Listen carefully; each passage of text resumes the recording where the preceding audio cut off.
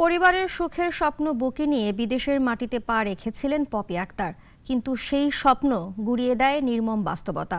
নির্যাতন, অনাহার আর কান্নার এক করুণ অধ্যায়। নাগরিক টেলিভিশনে সেই গল্প প্রচারের পর নড়ে চড়ে বসে প্রশাসন।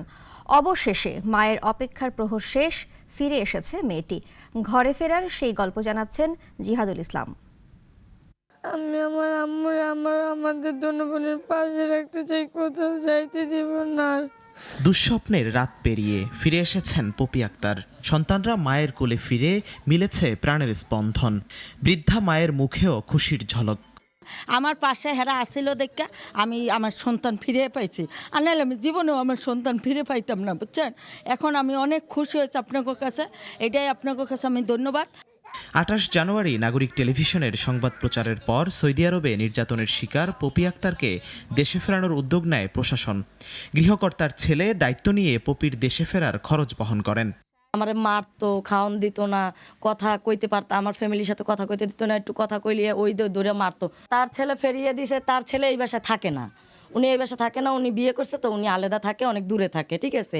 তো উনি এইসব কিছুই জানতো না, না জানার কারণে যখন অফিসে আমাকে নিয়ে গেছে, মাইট দূর করার পরে অফিসে যখন নিয়ে গেছে, তখন মনে করেন যে উনি জানতে পারছে যে এত কিছু হয়ে গেছে, ঠিক আছে। তবে দেশে ফিরেই নতুন দুঃস্বপ্নের মুখোমুখি হয়েছেন পপি আক্তার। বিমানবন্দরে পৌঁছানোর পর রিক্রুটিং এজেন্সির প্রতারক চক্র আটকে রাখে পাসপোর্ট সহ তার প্রয়োজনীয় কাগজপত্র। ও 3 জন সাথে নিয়ে গেছে, 3 জন পুরুষ সাথে নিয়ে গেছে, আর ও একজন, 4 জন মিল্লা আমাকে যায় ওইখানে ধরছে, ঠিক আছে। ধরার পরে এই আমার যেই দালাল এই সেরি আমার পাসপোর্ট আমার যত কাগজপত্র সব আমার রাইখা দিছে এয়ারপোর্টের থেকে। ওনারা আমার কাছে এখন বিমান ভাড়া চাচ্ছে, আমার মালিকের ছেলে পাঠাইছে, কিন্তু ওনারা এখন আমার কাছে দাবি করছে যে আমি ওনাদেরকে বিমান ভাড়া দিব।